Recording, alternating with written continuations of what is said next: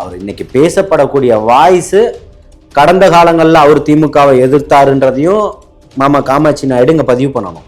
புரியுதுங்களா? இப்போ திமுகவுக்காக ஆதரவா பேசுறாருன்றதையும் அவர் பதிவு பண்ணணும்னு சொல்றேன். இந்திய எதிர்ப்பு காலகட்டத்தில இருந்து பேசுங்க. இந்த நான் கேட்டதுக்கு பதில் சொல்லுங்க. சும்மா வாய் இருக்குன்ட்டு இதெல்லாம் சொல்லிலாம் நீங்க கடந்து போக கூடாது. யாரு இந்த மாதிரி ஒரு பொதுக்கூட்டம் நடந்தது, இத்தனை கிட்டத்தட்ட 20 லட்சத்து 30 லட்சம் மக்கள் வந்து குமிஞ்சாங்களா உங்கள்கிட்ட? மக்கள் இப்பதான் நீங்க சொல்றது அத்தனையும் இந்த மாதிரி துபாகூரா பேசுறது மட்டும்தான் இவங்களுக்கு வேலை. ஊராவும் பொய். ஏற்கனவே போனீங்கல்ல, அதுல எத்தனாயிரம் கோடி வந்திருக்குன்னு சொன்னீங்கல்ல, அதை ஒரு வெள்ளை அறிக்கை வெளியிடுங்கன்னு சொல்றோம். இதுல என்ன தப்பு இருக்கு? என்ன வெள்ளை அறிக்கை, விளக்கெண்ணெய் அறிக்கை, என்ன வெள்ளை அறிக்கை? அத விளக்கெண்ணையா தான் பாப்பாங்க இவங்களுக்கு எல்லாமே. எப்படின்னு கேட்டீங்கன்னா, அடுத்த 48 மணி நேரத்துல வைகை ஆத்துல மிதந்து வருதுன்னா எப்படி நீங்க அதெல்லாம் கொடுத்துருப்பீங்க? 3 பேரும் முரண்பட்ட கருத்துக்களை தான் சொல்லிக்கிட்டு இருக்கிறீங்க.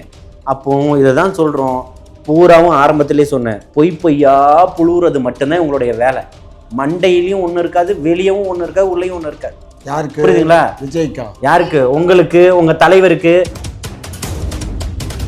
எங்கமா இருக்கும்? காட்டுல மட்டும்தான். வெளியில வந்தா என்னமா பண்ணுவோம்?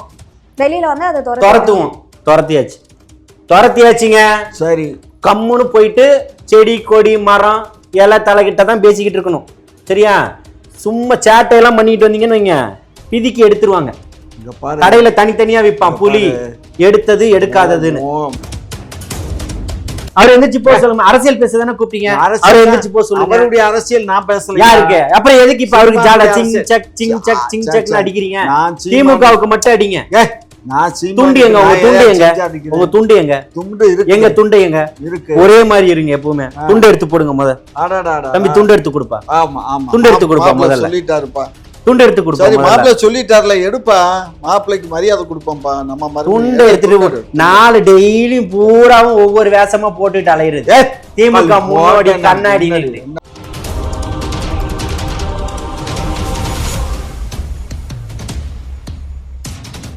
குக்கு செய்தி நேயர்களுக்கு வணக்கம். இன்றைய நிகழ்ச்சியின் சிறப்பு விருந்தினர்கள் திமுகவின் மூத்த முன்னோடி முனைவர் காமாட்சி நாயுடு அவர்கள் மற்றும் ஜல்லிக்கட்டு ஜலீல் அவர்கள். இருவருக்கும் வணக்கம். டைரக்டர் அமீர் வந்து என்ன சொல்லியிருக்காரு அப்படின்னா, தமிழக வெற்றி கழகம் 2வது மாநாடு நடத்தியிருந்தாங்க. அது வந்து மாநாடு மாதிரி கிடையாது, ரசிகர்களுக்கான சந்திப்பு மாதிரி இருக்கு அப்படின்னு வந்து சொல்லியிருக்காரு. இது எப்படி பாக்குறீங்க நீங்க? முதல்ல நீங்க அமீர் அவர்களை என்னவா பாக்குறீங்க? அவர் ஒரு டைரக்டரா நாங்க பாக்குறோம். டைரக்டர். அவர் வந்து சினிமா துறையில் என்ன இருக்கோ அதுதான் பார்க்கணும். அரசியல் களத்துக்கு அவர் ஒன்றும் வரலை. கருத்துக்களை சொல்லலாம், பேசலாம், சமூகத்துக்காக நிறைய ஆர்ப்பாட்டங்கள் என்னோடவே தொடர்ச்சியாக காவேரிக்காக போராட்டத்தில் என்னோடவே கைதாக இருக்கிறாரு. மோடி அவர்கள் வரும்போது கருப்பு பலூன் விடக்கூடிய போராட்டத்தில் என்னோடவே கைதும் ஆகியிருக்கிறாரு. புரியுதுங்களா? அதெல்லாம் மாற்றம் இல்லை. இது சமூகத்துக்கு ஒருத்தருக்கும் ஒருத்தர் மேலே இருக்கக்கூடிய ஒரு அக்கறை, ஒருத்தருக்கும் இருக்க வேண்டிய அக்கறை, கடமையும் கூட. அதில் மாற்றம் இல்லை. மாநாடு நடந்து இன்றோட சரியாக 10 நாட்கள் முடிஞ்சிருச்சு. இத்தனை நாள் அண்ணன் அமீர் அவர்கள் தூங்கிக்கிட்டு இருந்தீங்களான்னு கேட்குறேன். புரியுதுங்களா? நான் என்ன சொன்னேன், ஒரு அரசியல் தலைவர், ஒரு அரசியல் கட்சியினுடைய தலைவர் கிட்டத்தட்ட இத்தனை லட்சம் மக்களை ஒன்றா திரட்டியிருக்காரு, கூட்டியிருக்கிறாரு. இவர்கள் எல்லாமே கிட்டத்தட்ட 1 மாத காலமாக திட்டமிடுதலோடு வந்துக்கிட்டு இருக்கிறாங்க. ஒருத்தர் இங்கே நிற்கிறாருன்னு தெரிஞ்சு உடனே ஓடி போய் பார்க்குற ஒரு ரசிகர் தனம். அதிலிருந்து 2 ஆண்டுகளுக்கு முன்னாடியே தம்பி தங்கைகள் என்றைக்கோ வெளியில் வந்துட்டாங்க. இன்றைக்கி ஒரு அரசியல் மயமாக்கப்பட்டு கிளை செயலாளர்லேருந்து நகரத்திலேருந்து பேரூராட்சி, ஒன்றியம், ஊராட்சி, புரியுதுங்களா, நகராட்சி, பகுதி செயலாளர், தொகுதி செயலாளர், மாவட்ட செயலாளர் அப்படின்னு சொல்லிட்டு எல்லாமே ஒருத்தருக்கும் ஒரு பொறுப்புகள் கொடுக்கப்பட்டு அவர்களுடைய பொறுப்புக்கு ஏற்ற மாதிரி வேலைகளை செஞ்சுக்கிட்டு இருக்காங்க. அப்படிப்பட்ட தம்பிகளையும் தங்கைகளையும் நீங்கள் வந்து சிறுமைப்படுத்தும் விதமாக உங்களுடைய பேச்சு ஒன்றும் அமைஞ்சிராது. உங்களுடைய பேச்சினால் யாரும் தோண்டு போய் மூலையில் உட்காந்துக்க போகிறது கிடையாது. நீங்கள் இவரும் திமுக அவங்களுடைய வாய்ஸாக தான் பேசுவார். எதற்கு கொஞ்ச நாளைக்கு முன்னாடி திமுக இவரை போட்டு அமுக்கிச்சு, அதுக்கு முன்னாடி திமுகவை இவர் அமுக்குனாரு. புரியுதுங்களா? இப்போ திமுகவுக்கிட்ட பேசிக்கிட்டு இருக்கார். இது வந்து பெரிய ஒரு விஷயம் கிடையாது. அது அவர் அப்படி தான் பேசுவார். அது காலத்தினுடைய கட்டாயம். அவருடைய பேச்சுக்கள் வந்து பெரிய விஷயம். இப்பவும் சொல்கிறேன், அவர் அந்த செய்தியை பேசுனதுனால மட்டும்தான் இன்னைக்கு டைம் லைனில் இன்னைக்கு முன்னாடி வந்து நிற்பார். ஏன்னா தலைவர் தளபதி அவர்களை பேசும்போது தான் இங்கே அவர்களுக்கான ஒரு ஸ்பேஸ் கிடைக்கும். இப்போ ட்ரெண்ட் ஆகிறதுக்காக தான் இந்த விஷயங்கள் வந்து நிறைய பேர் பேசிட்டு இருக்காங்க. ட்ரெண்ட் ஆக்க வைக்கிறது தான் திமுகவுடைய வேலையா இருக்கு. புரியுதுங்களா? இதை வந்து இன்னைக்கு இப்போ இதாக்கணும், ஒரு செய்தி ஆக்கணும், இவர் சொல்லக்கூடிய கருத்து அப்படியே இப்போ எல்லாமே உடனே தலைகீழா தமிழகத்தினுடைய அரசியலை வந்து தலைகீழா மாற்றி அமைச்சிட போதா? இல்லை இவர் போய் திமுக பக்கம் நின்னவொன்னா உடனே அடுத்து திமுக எல்லா தொகுதியிலும் ஜெயிச்சிட போதா? கடந்த வரலாற்று பின்னணிகள்லாம் பார்க்க வேண்டியது இருக்கு. திமுக ஆண்டுட்டு போனதுக்கு பிறகு இப்போ எங்கெல்லாம் இருக்கிற இடம் தடம் தெரியாமல் ஓடி போனவர்கள் தான் திமுக எதிர்கட்சியாக இருக்கக்கூடிய காலகட்டத்தில். புரியுதுங்களா? எதிர்கட்சியாகலாம் இல்லாமலாம் போயிருக்கிறாங்க. 16 சீட்டெல்லாம் உட்காந்துருக்குறாங்க, 30 சீட்டெல்லாம் உட்காந்துருக்குறாங்க.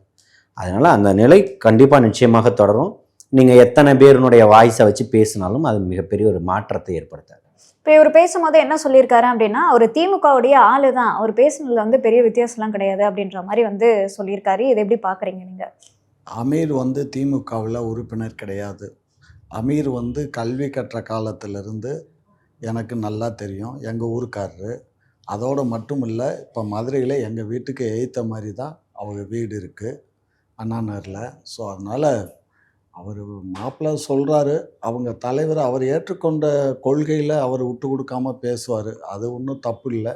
சரி, அப்புறம் இல்லை, நான் வந்து ஆதரவாளராக தான் பேசிக்கிட்டு இருக்கேன். சரிங்களா? சமூக செயற்பாட்டாளர் கூட்டு இயக்கத்தினுடைய ஒருங்கிணைப்பாளராக இருக்கேன், தலைமை ஒருங்கிணைப்பாளராக இருக்கேன். நான் இருக்கக்கூடிய சமூக ஆர்வலராக இருக்கக்கூடிய எல்லா மக்களுக்கான ஒரு பிரச்சனைகள் வரும்போது அதுக்கெல்லாம் வெகுண்டெழுந்து போராட்டம் நடத்துவது என்னுடைய வேலையாக இருக்குது. இங்கே சமூகத்தில் ஒரு மாற்றம் வேணுன்றதுனால தலைவர் தளபதி அவர்கள் அந்த இடத்துல வந்து நிற்கிறதுனால அந்த மாற்றத்திற்கான ஒரு மிகப்பெரிய ஒரு மகனாக தான் நம்ம அவரை பார்க்குறோம். புரியுதுங்களா? இவர் அமீர் மீது நமக்கு எந்த விதமான வன்மமும் கிடையாது, காழ்ப்புணர்ச்சியும் கிடையாது. புரியுதுங்களா? அவர் இன்னைக்கு பேசப்படக்கூடிய வாய்ஸு கடந்த காலங்களில் அவர் திமுகவை எதிர்த்தாருன்றதையும் மாமா காமாட்சி நாயுடு இங்கே பதிவு பண்ணணும். புரியுதுங்களா? இப்போ திமுகவுக்காக ஆதரவாக பேசுகிறாருன்றதையும் அவர் பதிவு பண்ணணும்னு சொல்கிறேன். இல்லை, இப்போது இவர் மாத்திரம் ட்ரெண்ட்டுக்காக அந்த மாதிரி ட்ரெண்ட் ஆகிறதுக்காக பேசினாருன்னு சொல்கிறாரு. ஆனால் இவர் நேற்று ஃபுல்லாக இவர் தான் ட்ரெண்ட். தெரியுமா உனக்கு? இந்தியா ஃபுல்லாக தெரியுமா தெரியாதா? தெரியாது. என்னத்தினாலேன்னு தெரியுமா? ஒரு நடிகர் திரு விஜய் அவர்களை இந்த மாதிரி நடந்து அந்த மாதிரி பேசுனா மூஞ்சியில் குத்துவேன்னு சொல்லிவிட்டார். ரஞ்சித்துங்கிற ஒரு திரைப்பட நடிகர் ரஞ்சித்து இந்த மாதிரி பேசும்போது மூஞ்சியில் குத்துவேன்னு தான் சொன்னார், குத்தலை. இல்லை வெட்டுவேன் குத்துவேன்னெல்லாம் கூட சொல்லலை. ஆனால் இவர் காவல்துறையில் புகார் கொடுத்துட்டார். புகார் கொடுத்து நேற்று கம்ப்ளீட்டாக ஊடகங்கள் ஃபுல்லாக இவருடைய இதுதான் நேற்று ஃபுல்லாகவே. நானே ஃபோன் பண்ணி அவர்கிட்ட பேசினேன். ஸோ அந்த அளவுக்கு வந்து நேற்று இவர் ட்ரெண்ட் ஆகிட்டுருக்காரு. இன்னும் நேற்று ட்ரெண்ட் ஆனது இது போடும் இன்னும் ஒரு 6 மாதத்துக்கு. அவர்கிட்டே கேட்டுக்கோ. இல்லை, நம்ம வந்து ட்ரெண்ட் ஆகிறதுக்காக பண்ணக்கூடிய விஷயங்கள் இல்லை. இந்த சமூகத்தில் கடந்த 25 ஆண்டுகளாக மக்களுக்காக நம்ம போய்கிட்டு இருக்கிறோம். புரியுதுங்களா? நான் இந்த நிகழ்வு ஆரம்பிக்கும் போதே சொன்னேன், நான் ஒரு சமூக ஆர்வலராகவும் ஆதரவாளராகவும் இந்த இடத்துல நின்றுகிட்டு இருக்கேன்னு. அந்த அடிப்படையில் தான் ஒரு லட்சக்கணக்கான கோடிக்கணக்கான தொண்டர்களை இன்னைக்கு மானசீகமாக ஒரு தலைவராக ஏற்றுக்கிட்டு இருக்கக்கூடியவர்கள், லட்ச தொண்டர்கள் முன்னாடி ஒரு மாநாடு நடத்தியிருக்கிறாரு. ஒரு தலைவனாக இன்னைக்கு தமிழகத்தில் உருவெடுத்திருக்கிறாரு. இன்னைக்கு மிகப்பெரிய ஒரு மாற்றத்தை வேணும்னு நினைக்கக்கூடியவராக இன்னைக்கு ஒருத்தர் இருக்கிறாரு. அவர் அதை போன்ற பாணியிலும் தோணியிலும் பேசுவது தவறு, அது வன்மையாக கண்டிக்கத்தக்கது. அது வந்து மிரட்டும் தோணியில் வந்தால் நாங்கள் அடித்து விரட்டுவோம், உங்கள் யாரையும் வரவிட மாட்டோன்ற தோணியில் அவர் பேசின ஆடியோக்கள் காணொலிகள் இருக்குது. நம்ம எதுவும் இட்டுக்கட்டியெல்லாம் சொல்ல போகிறதில்ல. அப்படின்னு ஒரு ஆதரவாளனா ஒரு சமூக ஆர்வலராக அது யாருக்கு நடந்தாலும் அதை போன்ற நான் நடவடிக்கை நிச்சயமாக எடுத்துருக்கேன். ஆனால் இவர் இந்த மாதிரி பேசினது தப்புன்னு சொல்லிங்க. பொதுவாகவே இப்போ மோடி அவர்களுக்கு கூட தமிழகத்தில் வந்து வரவிட மாட்டோம், அடித்து துரத்துவோம், ஓட விடுவோம், இப்படிலாம் ஒரு சாதாரண ஒரு வார்த்தை தானே இது. அவர்களை ஏன் வரவிட மாட்டோன்றதுக்கு ஒரு இது இருக்குது. புரியுதுங்களா? கொடுங்கோல் ஆட்சியாளர்னு சொல்லக்கூடிய வார்த்தைகள் எல்லாம் பயன்படுத்தப்பட்டிருக்குது. உத்தரப்பிரதேச பிஜேபி ஆளக்கூடிய மாநிலங்களில் பெண்களுக்கு பாதுகாப்பு இல்லை, குழந்தைகளுக்கு பாதுகாப்பு இல்லை, உழைப்பவர்களுக்கு பாதுகாப்பு இல்லை, தொழில் செய்பவர்களுக்கு பாதுகாப்பு இல்லை, சிறுபான்மை மக்களுக்கு பாதுகாப்பு இல்லை, இருக்கக்கூடிய தலித் மக்களுக்கு பாதுகாப்பு இல்லைன்றதெல்லாம் உண்மை, ஊர்ஜிதம், நிரூபிக்கப்பட்ட உண்மையா இருக்கு. அப்பேற்பட்டவர் இருக்கக்கூடிய நிறுவனங்களையும் கார்பரேட்டுக்கு கைக்கூலியா வித்துக்கிட்டு இருக்கிறவர், விவசாயிகளை பார்க்க மறுக்கிறவர், காவேரிக்காக முன்னெடுக்க முடியாதவர், முல்லை பெரியாருக்கு ஒரு தீர்வு கொண்டு வர முடியாதவர், இங்க எத்தனையோ அடுக்கடுக்கான பிரச்சனைகள் இருக்கு. அதையெல்லாம் பேசுறதுக்கு தயாராக இல்லாத ஒருத்தர், தொடர்ச்சியாக மக்களை என்னுடைய குரவலையை நெரிக்கக்கூடிய ஒருத்தர், நீட்டு போன்ற அரக்கர்களை காங்கிரஸ் ஆட்சி காலத்துல தான் கொண்டு வருதுன்னா நீங்க நல்லவர் தானே, ரத்து செஞ்சுட்டு போக வேண்டியதானே, எய்ம்ஸ் மருத்துவமனையை கொண்டு வந்துட்டு போக வேண்டியதானே, இருக்கக்கூடிய நிறுவனங்கள் அத்தனையுமே இன்னைக்கு தனியாருக்கு தாரவாத்து கொடுத்துக்கிட்டு இருக்கக்கூடிய போன்ற கொடுங்கோலான ஒரு ஆட்சியாளனை எதிர்க்கிறாங்க. ரெண்டுத்துக்கும் வித்தியாசம் இருக்கு. ஏன் எதிர்க்கிறார்கள் அப்படின்றத நம்ம பார்க்கணும். புரியுதுங்களா? அதன் அடிப்படையில தான் தலைவர் தளபதி அவர்களுடைய வருகை இங்க முக்கியமானதா இருக்குது. திமுகவுடைய அரசும் அப்படிதான் சிறுபான்மை மக்களை வஞ்சிக்குது. நேற்று நடந்த விநாயகர் சதுர்த்தி ஊர்வலத்திலேயே பட்டாபிராம் போன்ற பகுதி, புளியந்தோப்பு பகுதி போன்ற பகுதிகள்லாம் மோடி பாமன் பாலம் திறக்க வரும்போது எப்படி அங்க இருக்கக்கூடிய மசூதி ஒரு மறைப்பு கொண்டு துணி கட்டி மறைக்கப்பட்டதோ அதே மாதிரி தான் பட்டாபிராம்ல மறைக்கப்பட்டது, புளியந்தோப்புல மறைக்கப்பட்டது. இது போன்று சமூக நீதியை பேசக்கூடிய அரசு, சமூக நீதியை கையாளக்கூடியவர்கள், அதுக்கு காவல்துறைக்கு தான் மந்திரியாக இருக்கக்கூடியவர், இதை போன்ற செயல்களில் ஈடுபடுவது இன்னை போன்றவர்கள் மத்தியிலும் சிறுபான்மையினருடைய மக்கள் மத்தியிலும் ஒரு அச்சத்தையும் ஏற்படுத்துது, அவர்களுடைய மனதையும் காயப்படுத்துதுன்றத சொல்றேன். இப்போ இன்னொரு விஷயம் என்ன அப்படின்னு பார்த்தீங்கன்னா, அதாவது டிடி தினகரன் என்ன சொல்லியிருக்காரு அப்படின்னா, தமிழக வெற்றி கழகத்துல ஒரு அணி இணைஞ்சுதான் போட்டியிடும் அப்படின்ற மாதிரி சொல்லியிருக்காரு. அது எந்த அணியா இருக்கும்? ஒருவேளை டிடிவி தினகரன் தான் தாவைக்கால இணைய போறாரா? தமிழக வெற்றி கழகம் நிச்சயமாக ஒரு அணியாக தான் போட்டியிடுவாங்கன்னு நான் ஆரம்ப காலகட்டத்தில இருந்தே சொல்லிக்கிட்டு இருக்கேன். அது டிடிவி வருவாரா, இல்லை காங்கிரஸ் வரப்போதா, விடுதலை சிறுத்தைகள் வரப்போதா, கம்யூனிஸ்டுகள் வரப்போறாங்களான்னு காத்திருங்க, காலம் பதில் சொல்லும். இன்னும் 3 மாசத்துல அதுக்கான விளக்கம் இருக்கு. மிகப்பெரிய இன்னொரு மாநாடு இருக்கு, தலைவர் தளபதி அவர்களுடைய சுற்றுப்பயணம் இருக்கு. தமிழக அரசியல் வரலாற்று பதிவை மாற்றக்கூடிய ஒரு இடத்துக்கு நிற்கக்கூடியவர் தான் தலைவர் தளபதின்னு சொல்லிக்கிட்டு இருக்கேன் ஆரம்பத்துல இருந்து. இப்பவும் அதுதான் சொல்றேன். ஏன்னா அவர் பாஜகவில் நீங்கள் கூட்டணி தொடருவீங்களா அப்படின்னு கேட்கும்போது, இல்லை இருக்கான்னு கேட்கும்போது செய்தியாளர் கேட்குறாரு. அதுக்கு அவர் என்ன பதில் சொல்லிக்கிறாருன்னா, அது நீங்கள் நயினார் நாகேந்திரன் கிட்ட தான் கேட்கணும்னு சொல்லியிருக்காரு. அதுதான் ஒருவேளை அதுலேருந்து விலகி டிடிவி தினகரன் வரதுக்கான வாய்ப்பு இருக்கா அப்படின்ற ஒரு கேள்வி தான் இதில் எழுந்திருக்கு. நான் எங்கே இருக்கேன்றதை நான் இங்கே உட்காந்துக்கிட்டு நான் எங்கே இருக்கேன்னு என்ன கேட்டால் நான் இங்கே இருக்கேன்ற பதில் சொல்லணும். அது நீங்கள் அவர்கிட்ட கேளுங்க, நான் எங்கே இருக்கேன்றதெல்லாம் இதெல்லாம் வார்த்தை ஜாலங்களுக்காக வேணால் நல்லா இருக்குமே தவிர்த்து அவர்களுக்கு அங்கே தொடரணுன்ற ஒரு எண்ணம் இருக்குது. பிஜேபி நம்மளை அங்கீகரிக்குதா இல்லையான்றது இன்னும் அவர்களுக்கு தெரியலை. அதற்கான அங்கீகாரம் நமக்கு கொடுக்குதா, தொடர்ச்சியாக அந்த கூட்டணியில் நம்ம இருக்கமான்றதை அவங்களால என்ன சொல்கிறது புரிஞ்சிக்க முடியல. இருக்கிறாங்க, இரட்டை நிலைப்பாட்டில் உட்காந்துக்கிட்டு இருக்கிறாங்க. நம்ம எந்த இடத்துல உட்கார்ந்துருக்குறோன்றதே தெரியாமல் உட்காந்துக்கிட்டு இருக்கிறாங்க. அப்பேற்பட்டவர்களுடைய பதில்கள் அப்படிதான் இருக்கும். அண்ணன் டிடிவி போன்றவர்களோ மற்றவர்களோ யாரோ ஒருத்தர் பிஜேபியை எதிர்த்தும் திமுகவை எதிர்த்தும் போட்டியிடக்கூடியவர்கள் வருபவர்களை தமிழக வெற்றி கழகம் நிச்சயமாக ஆதரிப்போம்னு சொல்லியிருக்கிறாங்க. வரக்கூடிய காலகட்டத்தில் ஆட்சியிலும் அதிகாரத்திலும் பங்கு தருவேன்னு சொல்லியிருக்கிறாங்க. அப்பேற்பட்ட ஒரு கட்சியாக தான் தமிழக வெற்றி கழகம் இருக்குது. மக்களும் இன்னைக்கு அதை தான் விரும்புகிறாங்க. ஒரு கூட்டணி போன்ற ஒரு ஆட்சி தான் இருக்கணும். தன்னிச்சையாக இவர்கள்ட்ட இருக்கிறதுனால தான் மற்ற கட்சியால் எங்களால் கேள்வி கேட்க முடியல, நாங்கள் கூட்டணியில் மட்டும்தான் தொடர்ச்சியாக பயணம் பண்ணிக்கிட்டு இருக்கோம். நான் திருமாவளவனாக இருந்தாலும் சரி, கம்யூனிஸ்ட் இயக்கத்தை சேர்ந்த அண்ணன் முத்தரசன், சண்முகம் போன்றவர்களாக இருந்தாலும் சரி, வேல்முருகன் போன்றவர்களாக இருந்தாலும் சரி, அண்ணன் ஜவாஹிருல்லா போன்றவர்களாக இருந்தாலும் சரி, தொடர்ச்சியாக இவர்களோட என்னன்னா நாங்கள் கூட்டணியில் இருக்கோம், எங்களுக்கு எதையும் எதிர்த்து கேட்கக்கூடிய இடத்துல நாங்கள் இல்லைன்னு சொல்கிறாங்க. அதற்கான அங்கீகாரத்தை இருக்கக்கூடியவர்கள் கொடுக்கணும். அதற்கான ஒரு விதையை, முதல் ஒரு மாற்றத்தை கொண்டு வந்தவர் தலைவர் தளபதி மட்டும்தான் சொல்கிறேன். இதை பற்றி உங்களோட கருத்து? ஏமா, அவர் கட்சி ஆரம்பிச்சிருக்காரு, 2 மாநாடு மாநாடுன்னு சொல்லலை, 2மே பொதுக்கூட்டம் தான். மாநாடுன்னா அதனுடைய தன்மை வேற. சும்மா பொதுக்கூட்டம், 2 பொதுக்கூட்டம், ரசிகர்களை வச்சு கூட்டம் நடத்தியிருக்காரு. கோடிக்கணக்கான லட்சக்கணக்கான நல்ல டைலாக்லாம் பேசுறாங்க ஐயா, நல்ல டைலாக். இல்ல பொதுக்கூட்டம் சொன்னா அப்புறம் திமுக இந்த மாதிரி ஒரு பொதுக்கூட்டத்தை எங்க நடத்திச்சுக்க சொல்லுங்க. வாழ்க்கையில ஒரு முறை நான் இந்திய எதிர்ப்பு காலகட்டத்தில இருந்து பேசுங்க, இந்த நான் கேட்டதுக்கு பதில் சொல்லுங்க. சும்மா வாய் இருக்குன்ட்டு இதெல்லாம் சொல்லிலாம் நீங்க கடந்து போக கூடாது. யாரு இந்த மாதிரி ஒரு பொதுக்கூட்டம் நடந்தது, இத்தனை கிட்டத்தட்ட 20 லட்சத்து 30 லட்சம் மக்கள் குமிஞ்சாங்களா உங்கள்கிட்ட? மக்கள் இப்பதான் நீங்க கடந்த ஊரா சொல்றது அத்தனையும் இந்த மாதிரி இந்த மாதிரி துபாகூரா பேசுறது மட்டும் இவங்களுக்கு வேலை. ஊராவும் பொய்யா பேசுறது பொய். அதாவது அதை செய்ய முடியாத ரசிகர்களுக்கு எல்லாமே கதை எழுதி சம்பாதிச்சது இவருதான். ஆமா, என்ன இவங்க தலைவர் தான். அதை இல்லைன்னு சொல்லுங்க. படத்துல நடிச்சது இவங்க இப்ப இருக்க தலைவர் தான்.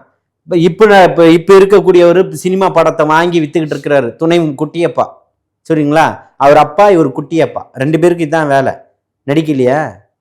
சும்மா எதனா கேட்கறதுக்கு முன்னோடி என்ன முன்னோடி? கரெக்டா பேசுங்க. முன்னோடினா இருக்கக்கூடிய வரலாறுகளை ஏன் மறைக்கிறீங்க? அன்னைக்கு என்ன ஜனத்தொகை, இன்னைக்கு என்ன ஜனத்தொகை? ரொம்ப ஓவரா பேசுற. அப்ப நீங்க போயிட்டு இருக்க. அப்ப 234 தொகுதி ஒரு 500 தொகுதியா மாத்திரமா? இன்னைக்கு ஜனத்தொகை அதிகமா இருக்கு. அன்னைக்கு தமிழ்நாட்டுல மொத்தமே 4.5 கோடி 3.5 கோடி 5.5 கோடின்னு தான் இருந்தது. அன்றைக்கு எங்களுக்கு வரும்போது கிட்டத்தட்ட ஒரு 2 லட்சம் பேர் 3 லட்சம் பேர். அன்னைக்கும் நீங்க தான் ஆட்சி செய்வீங்க, இன்னைக்கு நீங்க தான் ஆட்சி செய்வீங்களா? யார் அண்ணா திமுக ஆட்சி பண்ணலையா? கிட்டத்தட்ட அவங்க ஒரு 30. அதுக்கு அன்னைக்கு 234 தொகுதி தானே இருந்தது. இன்னைக்கு 234 தொகுதி தானே இருக்கு. மக்கள் தொகை கூடிடுச்சு இல்ல? நான் என்ன கேக்குறேன் சொல்லுங்க. அப்ப ஒரு 500 தொகுதியை மாத்திடுவோமா? நாங்க வேண்டான்னு சொல்லலையே. யாரு? அதுக்கு நீங்க என்ன பண்ணீங்க? நாங்க என்ன மக்கள் அவன் என்ன கொண்டு வர்றான் தெரியுமா? ஏற்கனவே இருக்க நாடாளுமன்ற தொகுதி 39 இப்ப 32 33 குறைக்கணும்னு வர்றான் அரசு. அவனுக்கு ஜால்ரா அடிச்சுக்கிட்டு நீங்க பண்ணாத. நாங்க ஒரு எனக்கு எப்படி வருது? நாங்க என்ன மஸ்துக்கு ஜால்ரா அடிக்கிறோம்? ஒண்ணு இல்லையே. அது இருக்கட்டும். நாங்க அதை எதுக்குறோம். எதை எதிர்க்கிறீங்க? அந்த இந்த இதுல எதிர்க்க போய் நிப்பாங்க. அவங்க வராங்கல்ல, எதிர்க்க போய் நிப்பாங்க. அதான் நாங்க இதுக்கு 5 மாநில முதல்வர்களை எல்லாம் அழைத்து இந்த தென் மாநிலங்கள்ல இந்த இதை நம்ம ஒத்துக்க கூடாது. நமக்கு அந்த இது பைப்ரிகேஷன் இருக்க கூடாது. நமக்கு இப்ப உள்ளது கண்டினியூ ஆகணும் அப்படின்னு தான் நாங்க பேசி முடிவு பண்ணிருக்கோம். இவரு விஜய்க்கு கூட்டம் வந்ததுக்கும் இதுக்கும் என்ன சம்பந்தம்? நீங்க தானே இப்ப 500 தொகுதியா மாத்துவீங்களான்னு. அதுக்கு தான் நான் சொல்றேன். நாங்க எங்களுக்கு ஒண்ணு இருக்கிறதையே அவன் புடுங்க போறான். நீங்க இருக்கிறவங்களுக்கு ஒத்துதிக்கிட்டு அலைகிறீங்க. ஷாப்பிங் பண்றதும் அங்க போய் புறாக்கு தீனி போட்டுக்கிட்டு இருக்கிறது தான் உங்களுடைய வேலையா உட்காந்துக்கிட்டு இருக்குது. புரியுதுங்களா? மிகப்பெரிய நான் என்ன கேட்கிறேன், நீங்க போங்க, முதலீட்டை கொண்டு வாங்க. நாங்க இல்லைன்னு சொல்ல. ஒரு மாநிலத்தினுடைய முதல்வரா போறீங்க, வாழ்த்துக்கள். ஏற்கனவே போனீங்கல்ல, அதுல எத்தனை ஆயிரம் கோடி வந்திருக்குன்னு சொன்னீங்கல்ல, அதை ஒரு வெள்ளை அறிக்கை வெளியிடுங்கன்னு சொல்றோம். இதுல என்ன தப்பு இருக்கு? என்ன வெள்ளை அறிக்கை? விளக்கெண்ணெய் அறிக்கை. என்ன வெள்ளை அறிக்கை? அத விளக்கெண்ணையா தான் பாப்பாங்க இவங்களுக்கு எல்லாமே. எப்படின்னு கேட்டீங்கன்னா, உங்களுக்கு என்ன குறை இருக்கு? ரேஷன் கார்டு இருக்கா? இருக்கு. ரேஷன் கார்டு வேணுமா? ஆமா. வேற என்ன வேணும்? அது இதுல மாத்தி தரணுமா? உங்களுக்கு மகளிர் சுய உதவிக்குழு வருதா? எல்லாத்தையும் டேட்டாஸ் எடுத்தாங்க. எப்போ ஓரணியில் தமிழ்நாடு, உங்களுடன் ஸ்டாலின். உங்களுக்கு மருத்துவ பரிசோதனை பண்ணணுமா? எல்லாம் பண்ணி கடைசியில் நீங்கள் திமுக உறுப்பினராக சேர்றீங்களா? அதுவும் நீங்கள் இப்போ கேட்டு எல்லாம் ஃபில் பண்ண. இந்த ஒட்டு மொத்தமாக அவங்களுக்கு வீடு வேணுமா? வீட்டு மனைப்பட்டா வேணுமா? எல்லாத்தையுமே கேட்டு வாங்கிட்டு போய் மொத்தத்தையும் காவேரி ஆற்றுல போட்டாங்க, வைகை ஆற்றுல போட்டாங்க. எல்லா பேப்பரும் மிதந்து வந்துகிட்டு இருக்குது. ஆனா திமுக சார்பா என்ன சொல்றாங்க அப்படின்னா, நாங்க இந்த மாதிரி பண்ணவே இல்லை, எல்லாம் அதிமுகவை தான் திட்டமிட்டு காசு கொடுத்து இந்த மாதிரி ஒரு வேலையை பண்ணியிருக்காங்க. அப்ப எப்படி உங்களுடைய நிர்வாகத்துல ஒரு அலுவலகத்துல இருக்கக்கூடிய பேப்பரு வாங்கி கொடுத்த அந்த ஒட்டுமொத்த விண்ணப்பங்களும் காசு கொடுத்தா ஒருத்தரால எடுத்துட்டு வர முடியும்ன்றத நீங்க ஒத்துக்கிறீங்கன்னா, அப்போ உங்கள்ட்ட என்ன நிர்வாகத்திறன் இருக்குன்னு கேட்கிறோம். உண்மையா இல்லையா? எத்தனை ஆயிரக்கணக்கான மக்களுடைய டேட்டாஸை ஒருத்தரால எடுத்துட்டு வர முடியுதுன்னா உங்களுடைய நிர்வாகம் சரியில்லைன்றதான நம்ம ஆரம்பத்துல இருந்தே சொல்லிக்கிட்டு இருக்கோம். உங்களுக்கு நிர்வாகம் செய்ய தெரியலன்றதானே சொல்லிக்கிட்டு இருக்கோம். இப்போ அதை தான் சொல்றோம். நீங்க நிர்வாகம் செய்ய, அதாவது 3 பேர் ஸ்டேட்மெண்ட், தாசில்தார், விஓ, கலெக்டர் 3 பேரும் மாத்தி ஒரு ஸ்டேட்மெண்ட் கொடுத்துக்கிட்டு இருக்கிறாங்க. என்ன ஸ்டேட்மெண்ட் கொடுக்குறாங்க? நீங்க இந்த பேப்பர் எல்லாமே ஆய்வு செய்யப்பட்டு அதெல்லாம் முடிச்சிட்டோம் அப்படின்னு சொல்லிட்டு. இன்னொருத்தர் என்ன சொல்றாங்க? அது கலர் ஜெராக்ஸ்ன்னு. இன்னொருத்தர் என்ன பண்றாரு? இங்க இருந்த பேப்பர் எல்லாம் காணோன்னு போலீஸ்ல கம்ப்ளைண்ட் கொடுக்குறாரு. எங்க அப்பா குதிரைக்குள்ள இல்லைன்னு இவங்களே எல்லா வேலையும் பண்ணிடுறாங்க. புரியுதுங்களா? அப்ப இது கலர் ஜெராக்ஸா? கலர் ஜெராக்ஸா இருந்தா ஏன் கம்ப்ளைண்ட் கொடுத்தீங்க? சரி, எல்லாமே இதெல்லாம் முடிச்சு வைக்கப்பட்ட பேப்பராக இருந்தாலும் எப்படி வைகை ஆத்துக்கு வந்தது? இந்த கேள்விகள் எல்லாமே இருக்கு. அதே போல ஒரு மனை பட்டா கொடுக்கறதுக்கு குறைஞ்சபட்சம் 1 மாசங்கள் ஆகும். கொடுத்த 48 மணி நேரத்துல வைகை ஆத்துல மிதந்து வருதுன்னா எப்படி நீங்க அதெல்லாம் கொடுத்துருப்பீங்க? 3 பேரும் முரண்பட்ட கருத்துக்களை தான் சொல்லிக்கிட்டு இருக்கிறீங்க. அப்போ இதை தான் சொல்றோம், பூராவும் ஆரம்பத்திலே சொன்னேன், பொய்யா புழுவுறது மட்டும்தான் உங்களுடைய வேலை. மண்டையிலையும் ஒண்ணு இருக்காது, வெளியவும் ஒண்ணு இருக்காது, உள்ளேயும் ஒண்ணு இருக்காது. யாருக்கு? புரியுதுங்களா? விஜய்க்கா? யாருக்கு? உங்களுக்கு, உங்க தலைவருக்கு. ஸ்டாலின் டோப்பா கவுத்தி இருக்கிறார்ல அவருக்கு எல்லாமே. ஏன் உங்க தலைவர் டோப்பா இல்லையா? இல்லையே. யார் சொன்னா? ஆமா, இல்லையே. நான் என்ன கேக்குறேன், உங்க தலைவருக்கு இருக்கா இல்லையான்னு சொல்றதுக்கு உங்களுக்கு திராணி இல்ல, தெம்பு இல்ல. என்னமோ டோப்பா இல்ல டோப்பான்னு உங்க தலைவரும் டோப்பா தான். இல்லங்க, டோப்பா கிடையாதுங்க. யார் சொன்னா? நான் என்ன கேக்குறேன், உங்க தலைவர் டோப்பா தானே? ஆமா ஆமா. நீங்களும் அதே சொல்ற. அவருக்கு மண்டையில மயிர் இருக்கு, கொஞ்சம் ஏர் நெத்தியா போயிடுச்சு, அதை மறைக்கிறதுக்காக வச்சிருக்காங்க. அதாவது ஒரு தன்னம்பிக்கை இல்லாதவர்கள் பண்ணக்கூடிய வேலை. புரிஞ்சு? இவரை மாதிரி சொட்ட தலையா போ சொல்லுங்க அவரையும். மண்டையில இல்லைன்னா என்ன, மண்டைக்குள்ள இருக்குல்ல அதை வச்சு நிர்வாகம் பண்ணுங்க. மண்டைக்கு மேல இருந்தா அதை வச்சு நிர்வாகம் பண்ண போறீங்க? நிர்வாகத்துக்கு மண்டைக்கு மேல இருக்கிறதுக்கு என்னமா சம்பந்தம் இருக்கு? ஆள் பாதி ஆட பாதியா இந்த உலகமே. கலைஞருக்கு அப்ப பாதி இல்லையா? கலைஞருடைய காலம் வேற, இந்த காலம் வேற. அப்ப நீங்க ஏன் வைக்கல? எது நீங்க ஏன் வைக்கல? நான் அந்த காலத்து ஆளு தானுங்க. எந்த காலத்து ஆளு? நான் அரசியல் நான் அவரை மாதிரி. உங்களுக்கு எத்தனை வயசாச்சு? உங்களுக்கு எத்தனை வயசாச்சு? 78. ஸ்டாலினுக்கு எத்தனை வயசாகுது? 72. அவரு உங்களை விட மூத்தவரு. சொல்லுங்க, நான் தான் மூத்தவரு. அதுக்கு என்னத்துக்கு? இல்லங்க, அந்த காலத்து ஆளு நீங்க. அவரு எந்த காலத்து ஆளு? 2K கிட்ஸா? நிலை இல்ல, அவரு 2K கிட்ஸா? அவர் 2K கிட்ஸாங்க. இருமையா?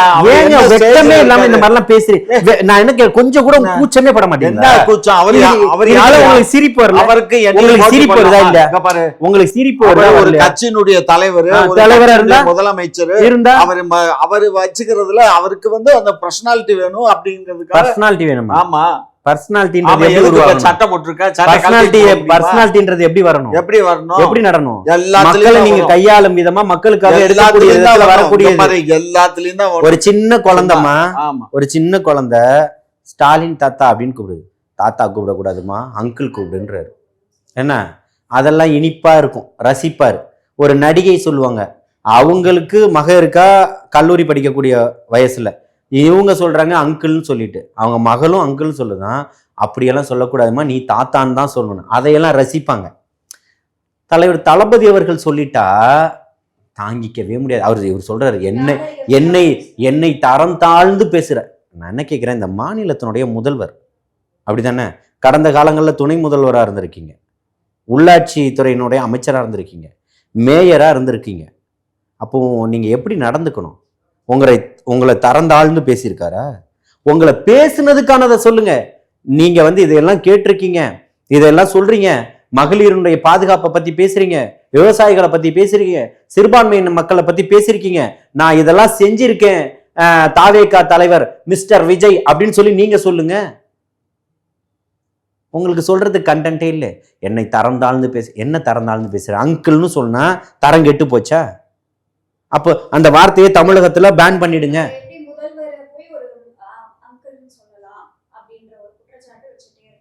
இவங்களுக்குலாம் மண்டை, அதான் சொல்றேன், இவங்களுக்குலாம் உள்ளயும் ஒண்ணு இல்ல வெளியும் ஒண்ணு இல்லன்னு சொல்லிட்டேன். ரொம்ப ஓவரா கொலிக்கிறார். யாரு இவரு? அதுதான் சொல்றேன். உள்ள போய் பாத்துட்டு யாரு? உள்ள இருக்கா யாரு? இல்ல உள்ள இருக்கா இல்லையான்னு போய் பாத்துட்டு வந்தியா? நான் என்ன கேக்குறேன், அங்கிள்ன்ற வார்த்தை, அங்கிள் நீங்க இந்த மாதிரிலாம் சத்தம் போடக்கூடாது. இந்த மாதிரிலாம் சத்தம் போடக்கூடாது. உள்ள ஒண்ணுமே இல்லைன்னா என்ன? காமாட்சி அங்கிள் தெரியும். காமாட்சி அங்கிள் அது திறந்தால் இந்த வார்த்தை அங்கிள். இங்க பாருங்க, சொல்ற விதம்னு ஒண்ணு இருக்கு. இல்ல அங்கிள், நான் என்ன கேக்குறேன், என்ன பேசுறீங்க இப்ப? நீங்க என்ன அங்கிள்ங்கறீங்க, இது எவ்வளவு அன்பா இருக்கு. அன்பா இருக்குல்ல, அதே மாதிரி தான் சொன்னாரு. அது மாதிரி சொல்லல. அங்கிள் சரி, நானும் ரோட்ல இருந்து கத்துவேன் சும்மா.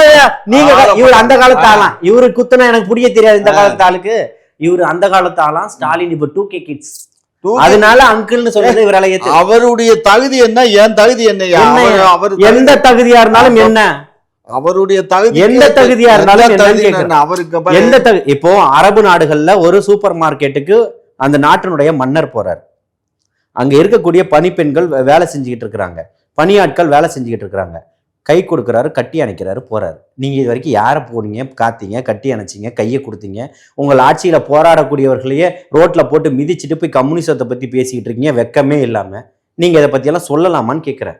அதனால இப்பவும் சொல்றான், அது எப்படி எடுத்துக்கிட்டாலும் சரி, அங்கிள் அப்படின்றது மாமா அப்படின்னு சொல்லக்கூடிய ஒரு வார்த்தை. இவரும் அதுதான் சொல்றாரு, உங்களுடைய வீட்டு பிள்ளைகளுக்கு நான் ஒரு தாய் மாமனா இருப்பேன்னு சொல்றாரு. ரெண்டத்துக்கும் வித்தியாசம் இருக்கா? அங்கிள்னா என்ன அர்த்தம்? எல்லாத்துக்கும் ஒண்ணு ஆங்கிலத்துல வச்சிருக்கீங்க. அவர்தான் தாய் மாமான்னு தரலமா, தாய்க்கு மாமான்னு சொல்றாரு. இல்லம்மா, அங்கிள் அங்கிள் அங்கிள் வந்து நீங்க, நாங்க தாய் மாமா. அதான் தாய். அங்கிளுக்கு பல அர்த்தம் இருக்கு. தாய்க்கு இங்க பாருங்க, plus மாமா, அங்கிள் தாய் மாமா. அங்கிள் இங்க பாருங்க, அங்கிளுக்கு பல அர்த்தம் இருக்குன்னு சொல்றாங்க. ஆமா, புரியுதுங்களா? ஆமா, மாமா சித்தப்பான்னு சொல்லிட்டு. ஆமா. ஆனா தாய் மாமனுக்கு ஒரே தாய்க்கு நிகரான உறவு மட்டும்தான் இருக்கு. புரியுதுங்களா? தாய்க்கு இருக்கக்கூடிய உரிமை தாய் மாமனுக்கும் உண்டு. அதைத்தான் தலைவர் தளபதி அவர்கள் பதிவு செய்யறாரு.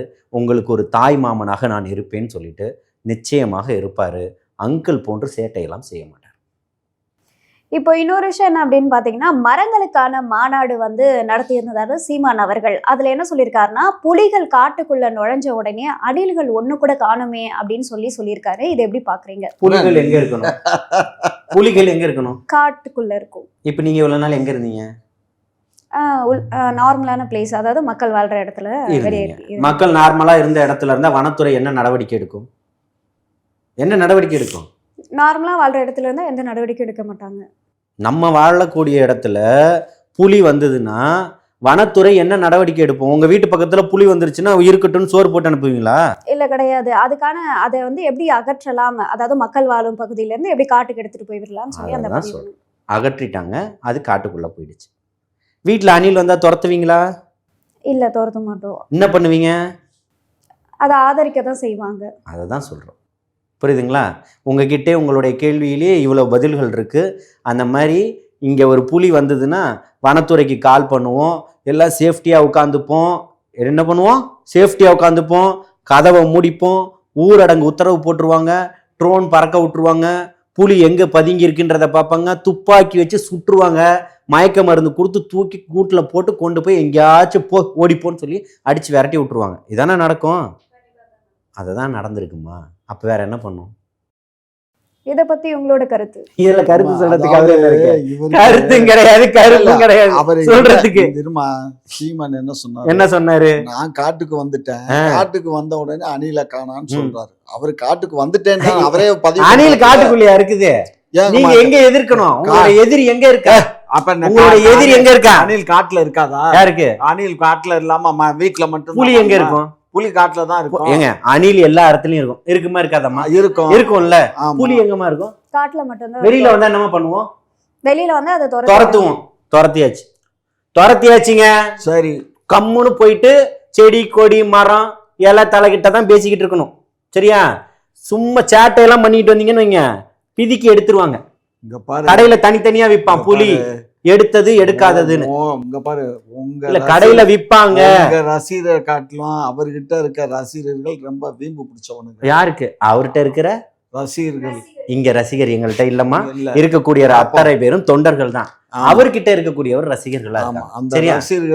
இவரு ரசிகர்கள் தான் சொல்றாரு. அதனால அவன் நீங்க வந்து பிதிக்க எடுக்க வேண்டாம், அவங்க பிதிக்க எடுத்துருவாங்க. அவங்களே எப்படி இந்த ராஜீவ் காந்தி கல்யாண சுந்தரம் இல்ல, நான் என்ன கேக்குறேன், ராஜீவ் காந்தி சுந்தரம் கல்யாண சுந்தரம் கண்ணு, நான் அந்த கட்சியில நான் அவங்கள பத்தி அரசியல் பேச நான் வரல. அப்ப இது அரசியல் பேசதானே கூப்பிட்டீங்க? அவரை எந்திரிச்சு போக சொல்லுங்க. முத அவரை எந்திரிச்சு போக சொல்லுங்க. அரசியல் பேசதானே கூப்பிட்டீங்க? அவரை எந்திரிச்சு போக சொல்லுங்க. அவருடைய அரசியல் நான் பேசல. யாருக்கு? அப்புறம் எதுக்கு இப்ப அவருக்கு ஜாட சிங் சக் சிங் சக் சிங் சக்னு அடிக்கிறீங்க? திமுகவுக்கு மட்டும் அடிங்க. துண்டு எங்க? உங்க துண்டு எங்க?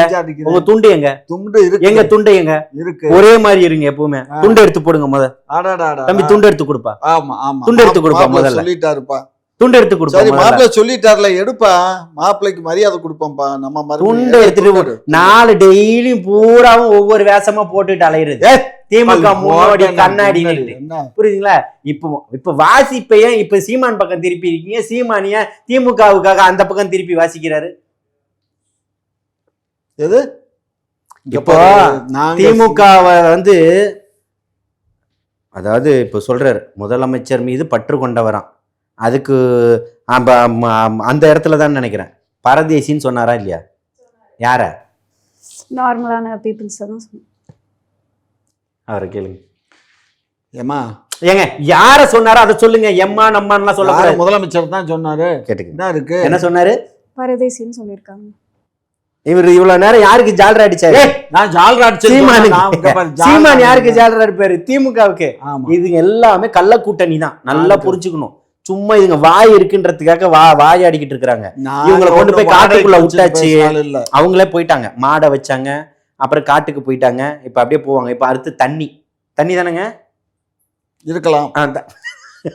இது தண்ணி, இந்த மாதிரி எல்லாம் போவாங்க. தண்ணி வெண்ணி எல்லாத்தையும் தேடி போவீங்க, சரிங்களா? அவங்கள பற்றி நம்ம பேச வேண்டிய அவசியம் இல்லை. அவங்களே போவாங்க. தற்கொலை என்ன பண்ணுவோம்? தானாக போய் தற்கொலை பண்ணிக்கும். அதை பற்றி நம்ம பேசலாமா? வேண்டாம், விட்டுருவோன்ற. இப்போ ஒரு கருத்து கணிப்புல ஒரு விஷயம் வெளியே வந்திருக்கு. என்ன அப்படின்னா, தமிழக வெற்றி கழகம் ஆரம்பிச்சது வந்து திமுகவுக்கு தான் சாதகம் அப்படின்ற மாதிரி சொல்லியிருக்காங்க. ஏன் அப்படின்னு பார்த்தீங்கன்னா, திமுகவுடைய எதிர்ப்பு வாக்குகள் இதுக்கு முன்னாடி வந்து அதிமுக, பாஜக, நாம் தமிழர் போயிட்டு இருந்தது. இப்போ விஜய்க்கு போகும். ஸோ இதனால வந்து எப்படி பார்த்தாலும் திமுகவுக்கு தான் லாபம் அப்படின்ற மாதிரி வந்து சொல்றாங்க. இது எப்படி பார்க்குது? திமுக எப்படி பார்க்குது சார்? எப்படி பார்க்குறீங்க? நாங்கள் எப்படி பார்க்குறோம், எங்களுக்கு இங்கே பருமா இல்ல, இதை நீங்க சாதகமா தானே பாக்குறீங்க. கருத்து கணிப்பை நீங்க ஏத்துக்கிறீங்களா? இந்த கருத்து கணிப்பு கண்டிப்பா நான் ஏத்துக்கிடல. இல்ல, அப்போ நீங்க தான் ஜெயிப்பீங்கன்னு சொல்றாங்க. ஜெயிப்புங்கிறது வேற. அதே கருத்து கணிப்பு எங்களுடைய ஓட்டு தாவேக்காவுக்கு போகுங்கிறத எங்களால நான் என்ன, உங்களோட நீங்க தான் போடுவீங்க. மக்களை பத்தி பேசணும். சும்மா நீங்க இருக்கக்கூடிய இந்த இப்ப இவ்வளவு பேரை திமுக கொண்டு வந்து ஜெயிக்க வச்சிருவீங்கன்னா, கடந்த 10 வருஷம் ஏன் உங்களால திமுக ஜெயிக்க வைக்க முடியல? வெற்றி போன மக்களவை தேர்தல்ல வாக்கு சதவீதம் கம்மி. உங்களுக்கு வெற்றி தோல்விங்கிறது வீரனுக்கு அழகு. அது மாதிரி எங்களுடைய கட்சி வந்து இங்க பாரு, இவங்க இப்ப சொன்னார்ல, ஸ்டாலின் வந்து எப்பவுமே ஒரு பர்சனாலிட்டி மெயின்டைன் பண்ணுவாரு. வெற்றி தோல்வி என்பது வந்து வீரனுக்கு அழகு அப்படின்னு சொன்னார் இல்லையா? அந்த அழகை மேலும் மெருகேற்றுறதுக்கு தான் வரக்கூடிய 2026 சட்டமன்றத்துல படுதோல்வி அடைவாங்க. அது அவர்களுக்கு அழகுதான். அதுக்கு அடுத்தது சொல்லிடுறேன். இந்தியா டுடே எடுத்த இந்த கருத்து கணிப்பு மக்களவை தேர்தலை பேஸ் பண்ணி எடுக்கப்பட்ட கருத்து கணிப்பு. அது அவங்களும் பதிவு செஞ்சிருக்காங்க. ஆமா, நான் என்ன கேட்கறேன்னா, மக்களவை தேர்தலுக்கும் இப்பவும் எந்த சம்பந்தமும் இல்லை. இப்ப இந்த கருத்து கணிப்பை எல்லாரும் கொண்டாடுறாங்க. அதுக்கு முன்னாடி வந்த பல கருத்து கணிப்புகள் தலைவர் தளபதி விஜய் அவர்கள் மிகப்பெரிய ஒரு தாக்கத்தை ஏற்படுத்துவார்ன்றத சொன்னாங்களா இல்லையா? அதை ஏன் திமுக எடுத்துக்க? கண்டிப்பா வாங்கிருமாருமா. 4 to 6% வாக்கு வாங்கத்தான் போறாரு. அதுல ஒண்ணும் மாற்று கருத்து. சரி, நிக்கிற இடத்துல 2% வாங்குவாருன்னு சொல்லுங்க. டெபாசிட் போயிடுறது. ஐயா இங்க பாருங்க அங்கிள், அதுல ஒண்ணும் பெரிய விஷயம் அங்கிள் 2% சொல்லுங்க, 1% சொல்லுங்க. இல்ல 6% வாங்குவாங்க. 6% வாங்கிடுவாங்களா? சரி சரி. தனிச்சு நின்றா, கூட்டணியில நின்றா வேற விஷயம். எவ்வளவு வாங்குவாங்க? ஜெயிச்சிருவாங்க. ஒரு 10 to 12%. அப்போ நீங்க தான் ஜெயிப்பீங்க. நாங்க ஜெயிக்கிறதுங்கிறது அது எப்படி மல்லாக்கப்படுத்திக்கிட்டே காரி நாங்க மல்லாக்கப்படுத்திக்கிட்டு பண்ணல. நாங்க நட்டமா நின்றுகிட்டு தான் பேசுறோம், உட்காந்துக்கிட்டு தான் பேசுறோம். அப்படியே இப்ப வச்சா 6% வைப்பாராம். இவர் பெரிய மண்டை இல்ல, இவர் போய் ஒரு கருத்து கணிப்பு எடுத்துட்டு வந்துட்டாரு. நேற்று சண்டே லீவு தானே, நேற்று பூராவும் பார்த்தா நோட்டும் பென்சிலுமா சுத்திட்டு இருந்தாரு எல்லா ஏரியாலையும். கருத்து கணிப்பு எடுத்து முடிச்சு காலைல இப்ப வெளியிட போறாரு. வாய் இருக்குன்னு என்னெல்லாம் பேசிட்டு அலையிறீங்க நீங்க. பாருங்க இங்க பாருங்க, பரோட்டாக்கு மாவு கடைஞ்சி அடிப்பாங்க தெரியுமா? பரோட்டா எப்படிமா வீசு வீசு சப்பாத்தியாவது உருட்டுவாங்க. அந்த மாதிரி இவர்களை வீசி அடிச்சு கிழிக்க போறாங்க எல்லாரும். புரியுதுங்களா? இந்தியா டுடேனுடைய கருத்து கணிப்பு கடந்த கால மக்களவை தேர்தலை மையமாக கொண்டு எடுக்கப்பட்ட கருத்து கணிப்பு. புரியுதுங்களா? அதுக்கும் இதுக்கும் எந்த சம்பந்தமும் கிடையாது. அதே போல இது ஒரு பெரிய தாக்கத்தை தமிழக வெற்றிக் கழகம் ஏற்படுத்தாதுன்னு சொன்னா ஏன் நீங்க கதறீங்க? ஏன் கதறீங்க? சினிமா செய்திகளை பார்க்கறது இல்லை, குட்டியப்பா சொல்றாரு, சரிங்களா? இவர்கள் வந்து என்னை தரந்தாழ்ந்து பேசுறாங்க. நீங்க கண்டுக்கவே கூடாது இல்ல அங்கிள். அப்பா என்ன பண்ணும்? கண்டுக்கூடாது. குட்டியப்பா என்ன பண்ணும்? கண்டுக்கூடாது. அவங்க கூட இருக்க சித்தப்பாக்கள்லாம் என்ன பண்ணும்? கண்டுக்க கூடாது. ஏன்னா இவங்க தான் பெரிய பொருட்டே இல்லையே. உங்களோட ஒட்டுமொத்த அஜெண்டாவும் கவனமும் இன்னைக்கு தலைவர் தளபதி அவர்களை நோக்கி மட்டும்தானே இருக்கு. அப்படின்னு யார் சொன்னா? நீங்களா சொல்லிக்க வேண்டியதுதான். கதறது பூரா கண்ணீர் விட்டு அழுகுறது பூரா மக்கள் பாத்துட்டு கால தூக்குங்க, கண்ணீர் வந்துருச்சு. கருத்து கணிப்பு திமுக சாதகமா இருந்தா அதை அக்செப்ட் இல்லையே. நான் இப்ப அக்செப்ட் பண்ணேன்னா ஏத்துக்கல. ஏன்னா 24 தேர்தல் அதை காட்டிலும் அதிகமான வாக்கு வித்தியாசத்துல நாங்க இப்ப ஜெயிப்போம். புரிஞ்சுக்கோ. அப்ப ஏன் மக்களவை தேர்தல்ல குறைஞ்சது வாக்கு சதவீதம்? மக்களவை தேர்தல்ங்கிறது வேற. அது நாடாளுமன்றத்துக்கு நடந்த தேர்தல். இது மாநில தேர்தல். மாநிலத்துல யார் ஆளணுங்கிறத நிர்ணயம் பண்ணக்கூடிய தேர்தல். இந்த தேர்தல்ல மக்கள், எங்களுக்கு பெருவாரியான மக்கள் வாக்களிப்பாங்க. பெருவாரியான வாக்குகள் வித்தியாசத்துல ஒவ்வொரு சட்டமன்ற தொகுதியிலும் வெற்றி பெற்று மீண்டும் 26 ஆட்சி அமைப்போம். ஆட்டோ பிரச்சாரம் பண்ண போறாரு, ஃபுல் ட்ரைனிங் எடுத்திருக்கிறாரு. மைக்கு மட்டும்தான் இப்ப தரணும் கையில. இதே மாதிரி பிரச்சாரம் பண்ணிட்டு இருப்போம். மதுரையில பண்ண போறீங்களா சென்னையிலயா? உங்க முன்னாடிதான் மாப்பிள்ள. இல்ல நான் என்ன கேக்குறேன், மைக்கு பிடிச்சு வாக்காள பெருமக்களே உங்களை தேடி உங்கள் இல்லங்களை தேடி இதோ வந்து கொண்டிருக்கிறார் உங்களுடைய வேட்பாளர், அவருக்கு பெருவாரியான வாக்கு, அதே மாதிரியே ட்ரைனிங் எடுத்த மாதிரியே பேசுறீங்களே அப்படின்னு கேட்கறேன். இப்பவே ஃபுல் ட்ரைனிங் கொடுத்துட்டு இருக்காங்க. மூத்த முன்னோடியில கையெடுத்து கும்பிட்டுக்கிட்டே போவார். இந்த துண்டும் போட்டுப்பாரு, அந்த துண்டையும் போட்டுப்பாரு. வெக்கமே இல்லாம பேசுவாருமா இவரு. என்னையா வெக்கம்? வெக்கமே கிடையாது. என்ன வெக்கம் பத்தியா சொல்லல, வெக்கமே கிடையாதுன்ற. வெக்கமே இருக்காது. மக்களை போய் நாளைக்கு சந்திக்க போறோமே, எப்படி போய் சந்திக்க போறோம்? அட படிச்ச பிள்ளைங்க எல்லாம் இருக்குமே, உங்களுக்கு டேப் வைஃபை கனெக்ஷன் எல்லாம் தரோன்னு சொன்னோம் தங்கம், உங்களுக்கு தர முடியல, காரி துப்பிடுவாங்க. ஃபார்முலா ரைஸ் நடத்துறதுக்கு, செஸ் போட்டி நடத்துறதுக்கு, வான்சாகசம் நடத்துறதுக்குலாம் உங்கள்ட்ட காசு இருக்குது. இன்னும் தராதவங்களுக்குலாம் 1000 ரூபாய் கொடுக்கறதுக்கு காசு இருக்குது. பஸ்ஸை விடுறவங்களுக்குன்றதுக்கு காசு இருக்குது. ஆனா படிக்கக்கூடிய பிள்ளைகளுக்கு புத்தகம் கொடுப்பதற்கு, மடிக்கணினி கொடுப்பதற்கு உங்கள்ட்ட பணம் வெக்கமானது தானே? சாட்சி இருக்கு, நிரூபிச்சுட்டா. இப்ப நிரூபிக்கிட்டா, இப்ப போன் பண்ணி நிரூபிக்கிட்டா. அண்ணா பல்கலைக்கழகத்துல நான் ஒரு மாணவி சந்தியான்ற மாணவியை நான் சேர்த்து விடுறேன். என்ன அண்ணா பல்கலைக்கழகத்துக்கு யாருக்கு புத்தகம்? ஏயா புத்தகம் யாரு? ஸ்கூல்ல படிக்கிற குழந்தைக்கு தான் பல்கலைக்கழகம். பல்கலைக்கழகத்துக்கெல்லாம் நாங்க புத்தகம் கொடுக்கறோம் சொல்லவும் இல்ல. யாரும் அவ்வளவு கொடுக்கறது. ஐயா பணம் கட்டினா புத்தகம் கொடுக்கணும். அது உங்களுக்கு தெரியல.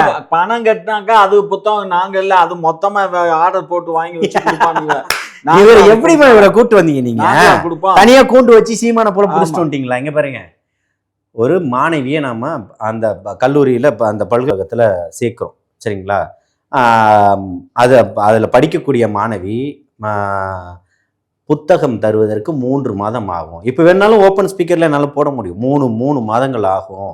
3 மாதம் வரைக்கும் நீங்கள் டவுன்லோட் பண்ணி தான் நீங்கள் படிச்சுக்கணும்னு சொல்கிறாங்க.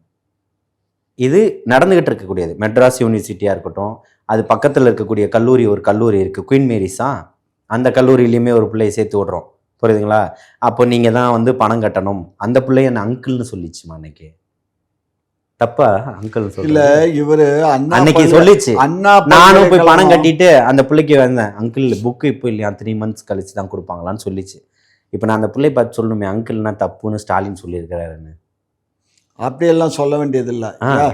அங்கிள் அப்ப அங்கிள்னே கூப்பிட்டுருவோம் இனிமே. அப்ப இனிமே அங்கிள்னு கூப்பிடுமையா? ஏங்க அங்கிள்னு கூப்பிடலாமா வேணாமா? அதை சொல்லுங்க. யார? எல்லாரையும் அங்கிள்னு கூப்பிடு. வேற எப்படி கூப்பிடு? ஏன் அங்கிள்னு கூப்பிடுவேன்? அங்கிள்னு நீ கூப்பிடு. யோ அன்பா பேசுறது யாரு? அன்பு அங்கிள்ன்றது அன்பு இல்லன்னு என்னமா புதுசா ஒரு டெஃபினிஷன் சொல்லிட்டு இருக்காங்க. தோரணையில நையாண்டியோட பிரிச்சிருவான் மரியாதை. இந்த உருமல்லாம் இங்க இருக்க கூடாது. அந்த காலத்து ஆளு எங்க நம்ம பசங்க பூரா பையனும் சம்மர் சால்ட் எல்லாம் அடிப்பான். ஆமா ஆமா, நீங்க சிலம்பம் சால்ட் அடிக்கிற பசங்களை சிலம்பம் சுத்துவான், பல்ட்டி அடிப்பான், கராத்தே வச்சிருக்கிறான், எல்லாமே பண்ணிருப்பான். அந்த காலத்து நொந்த காலத்துலாம் வரக்கூடாது. பாரு, கம்முன்னு சேட்டை பண்ணாம ஓட்ட போட்டுட்டு வீட்டுல போய் இருக்கணும். அடுத்த 5 வருஷம் கழிச்சு எந்திரிச்சு வந்தா பாத்துக்கலாம். ஓகேவா? தலைவர் தளபதியினுடைய ஆட்சி சிறப்பா இருக்குன்னு பேட்டி கொடுப்பீங்க. ஆமா, எங்க தலைவர் தளபதி, எங்க முதல்வர் வெற்றி கழகத்தினுடைய தலைவர் தளபதியினுடைய ஆட்சி தமிழகத்துல சீரும் சிறப்புமாக நடைபெற்று கொண்டிருக்கிறது. அதற்காக காமாட்சி நாயுடு ஆகிய என்னுடைய நெஞ்சார்ந்த மனமார்ந்த வாழ்த்துக்கள்னு சொல்லுவாரு. பாரு, அந்த காலத்தை உருவாக்குவோன்னு சொல்றேன். நீங்க இன்னைக்கு சொல்லுங்கன்னு கட்டாயப்படுத்தல உங்களை. இல்ல அந்த சூழலை உருவாக்குவோன்னு சொல்றேன். இல்ல, உங்களுக்கு அப்படி ஒரு உண்மையிலேயே நீங்க தகுதி இருந்து அவர் முதலமைச்சரா வந்தா நான் வாழ்த்துறேன். அதுதான் இதைத்தானமா நான் சொன்னேன். நாங்க கட்டாயப்படுத்தல, அந்த சூழலை உருவாக்குவோம். தலைவர் தளபதி அவர்கள் 2026 மிகப்பெரிய ஒரு மாற்றத்தை இந்த மக்களுக்கும் மண்ணுக்கும் கொடுப்பாரு. 2026 இங்க இருக்கக்கூடிய ஒரு மக்களாட்சியை கொடுப்பாரு. அதுல இன்னைக்கு எப்படி விமர்சனம் பண்ணிக்கிட்டு இருக்கிறாங்களோ காமாட்சி நாயுடு மாமா போன்றவர்களுடைய விமர்சனங்களை எல்லாம் தாண்டி இங்கு மிகப்பெரிய ஒரு மக்களாட்சி, நல்லாட்சி நடக்கும். அந்த ஆட்சியை இவரை போன்றவர்களும் வாழ்த்துவார்கள்ன்றத சொல்றேன். உங்களோட நேரத்தை ஒதுக்கி பல்வேறு கேள்விக்கு விளக்கம் வச்சிருக்கீங்க, அதற்கு நன்றி.